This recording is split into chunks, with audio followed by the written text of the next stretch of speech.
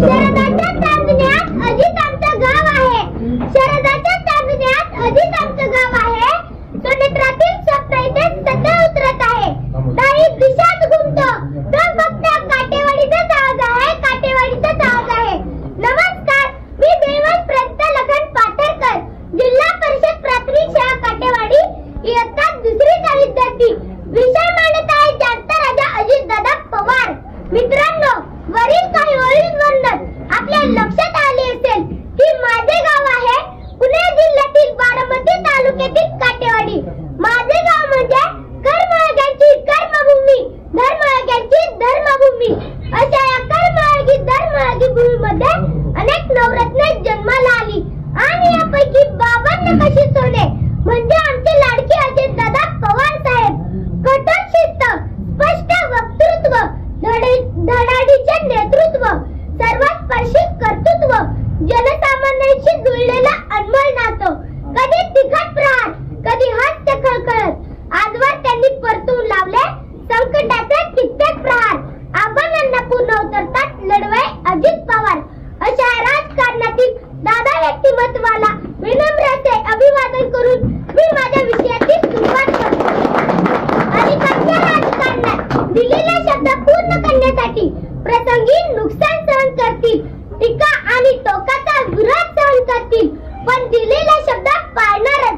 असे नेते बोटावर मोजणे इतकेच आहेत. बोले तैसे चाले त्याची वंदाळी पावले.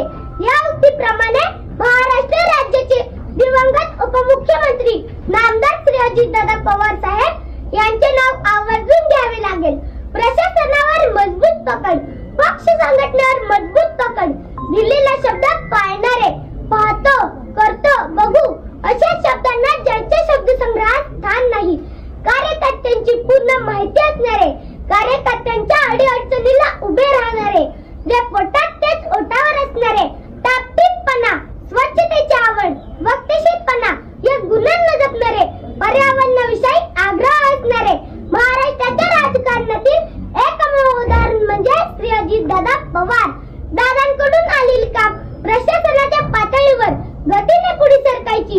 याचे कारण ते वेळेवर झाले नाही, तर दादांच्या रोषाला सामोरे जाण्याची तयारी अधिकाऱ्यांना ठेवावी लागेल. दादांचा आग्रह जनहिताच्या कामासाठी असायचा, त्यामुळे दादांकडून आलेली कामे वेगाने मार्गी लावली जायची. म्हणूनच प्रशासनात दादांचा जेवढा दरारा होता तेवढा आधारही होता. दूरदृष्टी, धडाडी, अचूक नियोजन, अचूक धोरण, अचूक निर्णय क्षमता यांच्या जोडीला माणुसकीचा ओलावा जपणाऱ्या या सामर्थ्यवान नेत्याच्या रक्तात फक्त आणि फक्त विकासाचे ध्येय भिनलेले होते. पिंपरी चिंचवड आणि बारामती सारख्या शहराच्या शिरावर डोळे दिपून टाकणाऱ्या, विकास कामाचे कोंदण लावणाऱ्या अजितदादांच्या हातात राज्याची सत्ता आल्यानंतर महाराष्ट्राची प्रगती ही तितक्याच जोमाने होऊ लागली. यात मात्र शंका नाही. संपूर्ण महाराष्ट्रात दादांना आणि त्यांच्या कार्यपद्धतीला मानणारा मोठा वर्ग आहे. चुकीच्या कामांना दादा परखडपणे विरोध करतात, तर लोक उपयोगी कामात अडचण आली तर त्यांचा परखडपणा कामात दिसतो. काम झाल्यानंतर त्यांचे महत्व व दादांची कल्पक दृष्टी लोकांना समजते.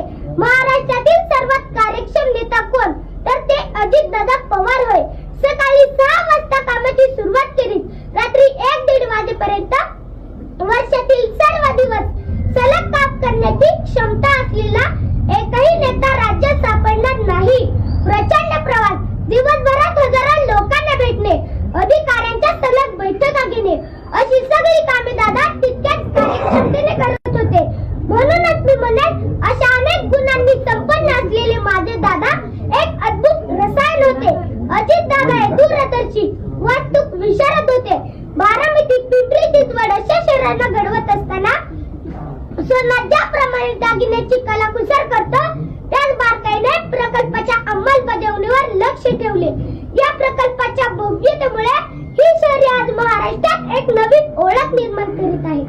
अचूकता, कलाकुसर आणि गुणवत्ता यांचा मेळ दादाने एखाद्या वास्तूक विशारद प्रमाणे ही शहरी घडवली आहे.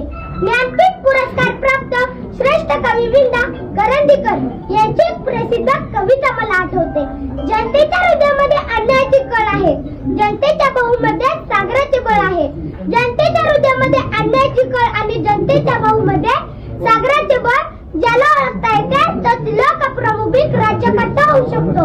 राज्यकर्त्याचे हे गुण लक्षण ज्याला यथार्थपणे लागू पडले असे राजकारणातील एक नाव म्हणजे श्री अजितदादा पवार, महाराष्ट्राचे माजी मुख्यमंत्री वसंतदादा नाईक यांच्यानंतर महाराष्ट्राच्या राजकारणात दादा म्हणून मिरवण्याचा मान मिळाला तो फक्त अजितदादांना.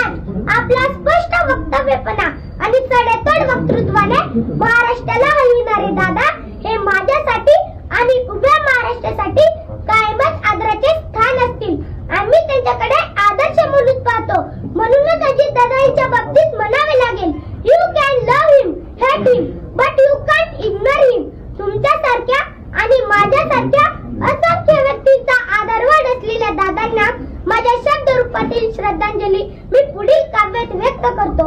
हिमालयही तरतर कापतो जेव्हा सह्याद्री उभी राहते, वादळांनाही थांबावे लागते जेव्हा सिंह चालू लागतो. जेव्हा नेतृत्व दादांकडे येते तेव्हा महाराष्ट्र सुद्धा वेगाने दौडू लागतो. महाराष्ट्र सुद्धा वेगाने दौडू लागतो. जाता जाता एवढेच म्हणे, बलशाली व्हा महाराष्ट्र नवा, अजित दादांचा मुख्यमंत्री व्हावा. या माझ्या स्वप्नप्रमाणे महाराष्ट्रातील दादांवर प्रेम करणाऱ्या तमाम चाहत्यांच्या मनातील अर्धवट राहिलेले स्वप्न मनाशी कवटाळून तुम्हा सर्वांचा निरोप देतो. जय हिंद, जय भारत, धन्यवाद. पुढे लिहिलंय दादा कारोटे आपल्याकडे.